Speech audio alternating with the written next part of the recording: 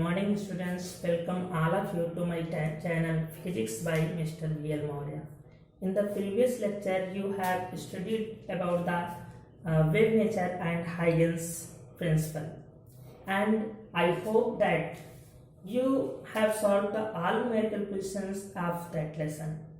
Today in this video I will start the lesson interference, व्यतिकरण। तो बच्चों ये इंटरफेरेंस होता क्या है, व्यतिकरण होता क्या है, समझिए आप पहले। व्यतिकरण टू वेव्स या दो से अधिक वेव्स के बीच एक फिनोमिनन है, एक घटना है। कैसे? जैसे कि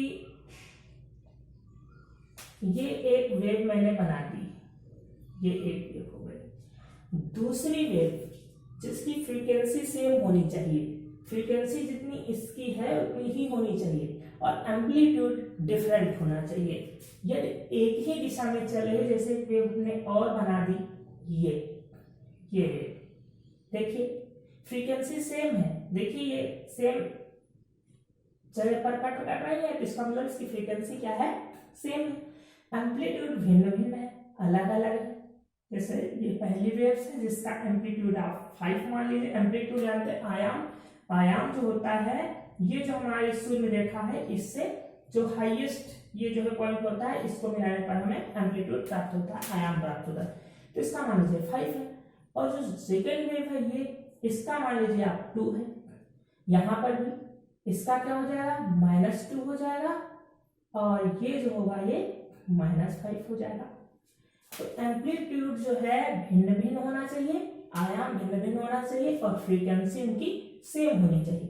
तो ये ऐसी वेव एक ही दिशा में साथ साथ कम्युनिकेट होती हैं, संचरित होती हैं, तो जो एक नई वेव प्राप्त होती है इनके माध्यम से, परिणामी तरंग, उसको हम परिणामी तरंग कहेंगे। इन दोनों के द्वारा जो वेव हमें प्राप्त होगी उसका जो एम्पलीट्यूड होगा ये, वो इसका ना तो 5 होगा और ना तो एम्पलीट्यूड 2 होगा, इनसे भिन्न होगा, इनसे भिन्न होगा।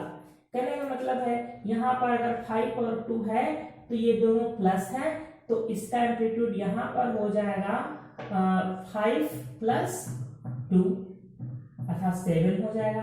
यहाँ पर -2 -5, यहाँ पर कितना हो जाएगा, -7 हो जाएगा।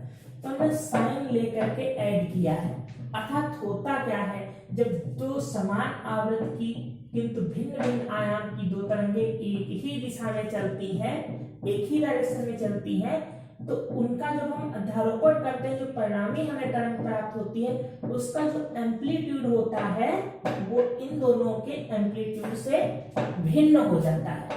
यही फिनोमेनन, ये जो घटना है ये कहलाती है व्यतिकरण। ये घटना व्यतिकरण है। अब ये होता क्या है, जो ये इसका एम्पलीट्यूड आता है वो इन दोनों के एम्पलीट्यूड्स के अलजेब्राइक सम के इक्वल होता है। प्लीज गणितीय योग, दोनों पॉजिटिव थे तो दोनों पॉजिटिव हो गए, दोनों नेगेटिव है तो यहाँ पर नेगेटिव हो गए। तो आपने देखा कि जो हमारी परिणामी तरंग होती है उसका जो आयाम होता है, एम्पलीट्यूड होता है, वो इन दोनों से बिल्कुल भिन्न होता है। और आप जानते हैं कि तीव्रता और आयाम के बीच एक घनिष्ठ संबंध होता है। किसी भी वेव की जो इंटेंसिटी है वो जो आयाम है इसके वर्ग के समानुपाती होती है, अर्थात इसमें डायरेक्टली प्रोपोर्शनल का रिलेशन होता है। तो जब परिणामी तरंग का आयाम चेंज हो रहा है, इसका मतलब है परिणामी तरंग की जो तीव्रता होगी I, वो भी इनकी अलग अलग तीव्रताएं जो थी I1 और I2, इनसे क्या हो जाएगी, भिन्न हो जाएगी। और क्या होगा वहां पर, या फिर यहाँ पर परिणामी तीव्रता जो है वो इन दोनों की तीव्रताओं से अधिक हो जाएगी या कम हो जाएगी। अर्थात ये जो I होगी, परिणामी तरंग की तीव्रता होगी, ये कहीं पर जो होगी इनकी अलग अलग तीव्रताओं के योग से कम हो जाएगी और कहीं पर ज्यादा हो जाएगी, I1 + I2। यही घटना कहलाती है व्यतिकरण। यही घटना व्यतिकरण कहलाती है। तो आप कैसे डिफाइन कर सकते हैं कि जब समान आवृत्ति की किंतु भिन्न भिन्न आयाम वाली दो तरंगे एक ही दिशा में संचरित होती हैं, तो इनके अध्यारोपण से जो हमें एक परिणामी तरंग प्राप्त होती है उसकी तीव्रता जो होती है इनकी अलग अलग तीव्रताओं के योग से भिन्न होती है। कहीं पर ज्यादा हो जाती है और कहीं पर कम हो जाती है। ऐसा होता क्यों है, बता चुके हैं कि एम्पलीट्यूड जो होता है इसका एम्पलीट्यूड वो इन दोनों के अलग अलग एम्पलीट्यूड्स के अलजेब्राइक सम के बराबर होता है, बीजगणितीय योग के बराबर होता है। तो यहाँ पर जो आयाम होगा वो कभी इनके इक्वल प्राप्त नहीं होगा। दूसरी तरीके की वेव भी आप देख सकते हैं कि ये तो हमने यहाँ पर घटता बढ़ता आयाम के एक ही डायरेक्शन में दिखाया है। दूसरी वेव देख लीजिए, जैसे कि एक वेव ये जा रही है, दूसरी ये जा रही है। अब क्या होगा, इसका एम्पलीट्यूड 5 है, इसका एम्पलीट्यूड -2 हो जाएगा। इसका एम्पलीट्यूड 5 है, इसका -2 हो जाएगा। तो अब जो परिणामी तरंग प्राप्त होगी हमको उसमें क्या होगा, इनका अलजेब्राइक सम। अलजेब्राइक सम का मतलब क्या है, ये 5 है, ये -2 है। तो यहाँ पर जो हमें आयाम प्राप्त होगा वो कितना प्राप्त होगा, इनको ऐड करेंगे तो 3 प्राप्त होगा। और यहाँ पर हमको जो प्राप्त होगा वो -3 प्राप्त होगा। माइनस में नीचे 3 प्राप्त। तो अपन देखिए यहाँ पर क्या हो गया, एम्पलीट्यूड घट गया और वहां पर एम्पलीट्यूड क्या हो रहा था, बढ़ रहा था। तो इस प्रकार से जब एम्पलीट्यूड चेंज हो जाता है, जो रिजल्टेंट वेव होती है, तो वहां पर हमारी इंटेंसिटी भी चेंज हो जाएगी। समझ गए होंगे, मींस इंटेंसिटी का डायरेक्ट रिलेशन किससे है, एम्पलीट्यूड से है। तो अब आप इसको कैसे डिफाइन कर सकते हैं कि जब दो समान आवृत्ति की किंतु भिन्न भिन्न आयाम वाली दो तरंगे एक ही दिशा में एक साथ संचरित होती हैं, तो परिणामी तरंग की जो तीव्रता होती है वो उनकी अलग अलग तीव्रताओं से भिन्न होती है। कुछ बिंदुओं पर जो परिणामी तीव्रता होती है आई, वो उनकी अलग अलग तीव्रताओं के योग से अधिक कम हो जाती है और कुछ बिंदुओं पर ये अधिक हो जाती है। यह घटना व्यतिकरण कहलाती है। जिन बिंदुओं पर परिणामी तीव्रता इनसे कम हो जाती है या शून्य हो जाती है, यहां पर होता है विनाशी व्यतिकरण। विनाशी व्यतिकरण होता है। और जिन बिंदुओं पर परिणामी तीव्रता इनसे अधिक हो जाती है, यहां पर संपोषी व्यतिकरण होता है। संपोषी व्यतिकरण, ठीक है। इस प्रकार व्यतिकरण दो प्रकार का होता है, संपोषी व्यतिकरण और विनाशी व्यतिकरण। अब हम जो हमारी रिजल्टेंट वेव होती, जो परिणामी तरंग होती, उसकी तीव्रता के लिए निगमन करेंगे। देखिए तीव्रता कैसे निकालेंगे। मान लीजिए कि दो तरंगे हैं और माध्यम में एक साथ संचरित हो रही है। एक ये वेव हो गई, दूसरी ये हो गई, ये वेव हो गई। तो पहली वाली तरंग का ये जो विस्थापन है, आप फर्स्ट ईयर में पढ़ चुके हैं, y से रिप्रेजेंट करते हैं, वेक्टर क्वांटिटी है। दूसरी का ये विस्थापन होगा, पहली वाली का मैंने y1 से ले लिया, दूसरी वाली का y2 से रिप्रेजेंट कर रहा है, y2। तो देखो विस्थापन इनके अलग अलग हैं y एक्सिस पर, लेकिन किसी समय t पर जो किसी कण का दोनों तरंगों द्वारा x अक्ष पर विस्थापन है वो क्या होगा, सेम होगा। देखिए ये इसी समय t पर जो x अक्ष पर किसी कण का विस्थापन है, दोनों वेव्स के द्वारा एक साथ विस्थापन, वो जो होगा x होगा, और इनका y अक्ष पर ये जो विस्थापन आप ले रहे हैं ये दोनों तरंग के लिए भिन्न भिन्न हो जाएगा।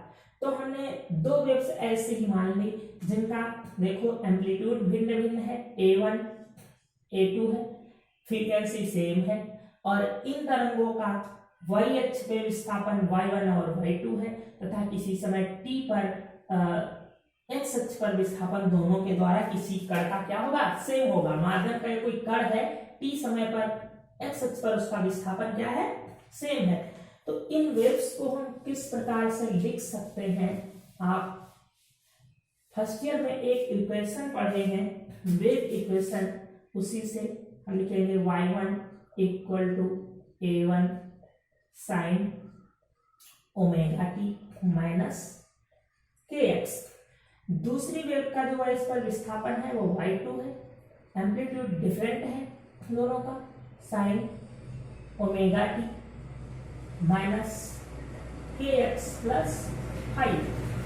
अब यहाँ पर ओमेगा क्या है, ये जो है एंगुलर फ्रीक्वेंसी है, इसको कोणीय आवृत्ति आप कह सकते हैं, कोणीय आवृत्ति। तो जब फ्रीक्वेंसी दोनों की सेम थी तो ओमेगा 1 ओमेगा 2 मैंने नहीं किया, ओमेगा लिया, टाइम भी सेम है, दोनों ठीक समय पर एक साथ 0 पर आ रही है, एक साथ हाईएस्ट हो रही है, तो समय भी है कि जो है ये संचरण नियतांक होता है 2 पाई बाई लैम्डा होता है कि इसको संचरण नियतांक कहते हैं। x जो है x एक्स पर उसका विस्थापन था, हाई जो है ये कलांतर है दोनों के बीच में, कला का अंतर फेज डिफरेंस को डिनोट करता है। तो ये दो हमारी वही वेव्स हैं जो अभी हमने फिगर में बताया था। अब ये इनके विस्थापन है जो कि क्या होते हैं, वेक्टर क्वांटिटी होती है। अब हम जो रिजल्टेंट वेव होगी उसके विस्थापन को यदि y मान लें, यदि इनके व्यतिकरण से उत्पन्न तरंग का विस्थापन, उत्पन्न तरंग का विस्थापन y है, ये जो इन दोनों का व्यतिकरण होगा उनके व्यतिकरण के बाद जो परिणामी तरंग उत्पन्न होगी उसका विस्थापन y है। तो अध्यारोपण के सिद्धांत से, अध्यारोपण के सिद्धांत से, अब बच्चों अध्यारोपण का सिद्धांत क्या होता है? अध्यारोपण का सिद्धांत जो है वो आप कूलॉम्स लॉ में भी वहां भी देखने को पाते हैं। अध्यारोपण का सिद्धांत यहाँ पर ये है कि जो हमारा परिणामी जो विस्थापन होगा वो उन सभी विस्थापनों के बीजगणितीय योग के बराबर होगा। तो दोनों वेव्स का ये जो विस्थापन का डिस्प्लेसमेंट वेक्टर क्वांटिटी है का बीजगणितीय योग, दोनों अगर हम सेम डायरेक्शन में विस्थापन ले रहे हैं तो यहाँ पर y1 प्लस y2 हो जाएगा। तो ये हो गया परिणामी तरंग के लिए विस्थापन। तो यहाँ से वेव्स जो होंगी, दोनों वेव्स के द्वारा एक परिणामी तरंग उत्पन्न होगी, उसका परिणामी आयाम होगा। तो हम अगर पहले रिजल्टेंट मैग्नीट्यूड एम्पलीट्यूड फाइंड कर लें, परिणामी आयाम फाइंड कर लें, तब हम परिणामी तीव्रता भी निकाल सकते हैं। तो हम क्या करेंगे, यहाँ से y1 और y2 की वैल्यू आप पुट अप कर दीजिए, y1 equal to this and y2 equal to this. ये हो गया आपका y1 की वैल्यू, y2 की वैल्यू ये आपने पुट किया। अब यहाँ पर फार्मूला लगा देंगे साइन a प्लस b, जो कि होता है sine a cos b plus cos a sine b। Mathematics वाला होता है, हर छह फार्मूला याद होगा, जानते हैं। साइन a प्लस b का फार्मूला होता है sine a cos b plus cos a sine b। अब देखिए ये यहाँ पर एडिटिव रखा हुआ है, a2 का यहाँ पर मैंने मल्टीप्लाई कर दिया है, तो a2 sign omega t minus k x cos five, a2 का यहाँ भी मल्टीप्लाई कर दिया तो a2 cos omega t minus k x sign five. अब यहाँ से मैंने साइन ओमेगा टी के एक्स इन दोनों स्टेप्स से कॉमन ले लिया है, तो sign omega t minus k x, यहाँ क्या बचा था a1, यहाँ बचा था a2 cos five, a2 cos five हो गया। और ये दूसरा कंपोनेंट है वेव का a2 साइन फाइव, a2 ये साइन फाइव और कॉस को हमने बाद में कर लिया।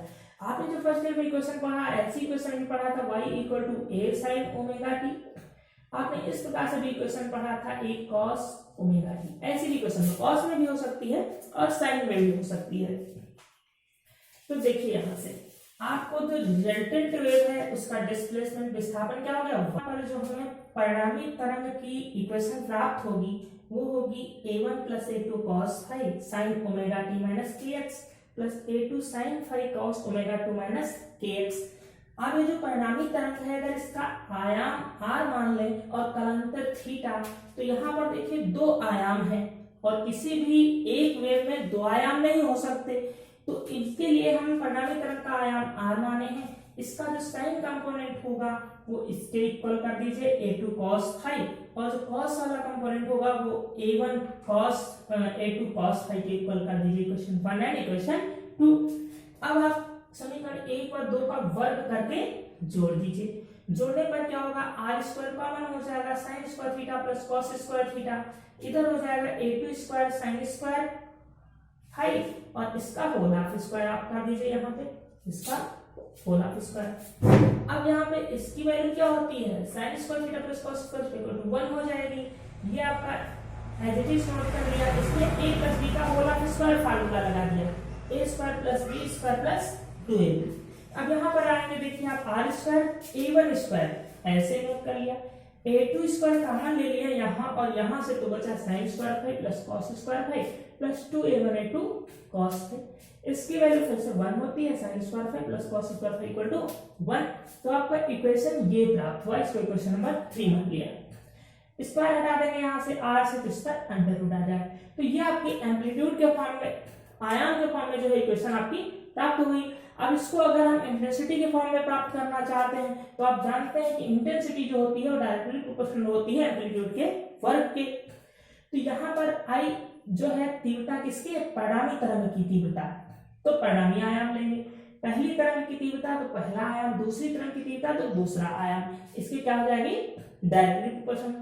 ये समानुपाती का साइन हटाएंगे तो कांस्टेंट किया जाएगा, चाहे इधर ले लीजिए दूसरी तरफ ले लीजिए, सेम प्रोसेस। अब यहाँ से आर स्क्वायर के स्थान पर हमने के आई रख दिया, a1 स्क्वायर के स्थान पर मैंने के आई 1 रख दिया। ये सारी वैल्यूज मैंने इक्वेशन 3 में पुट अप कर दी, तो हमको ये इक्वेशन प्राप्त हो गई। यहाँ से के कॉमन लेकर के कैंसिल हो जाएगा और हमको ये जो है एक इक्वेशन प्राप्त हो जाएगी जो कि इंटेंसिटी के लिए इक्वेशन है।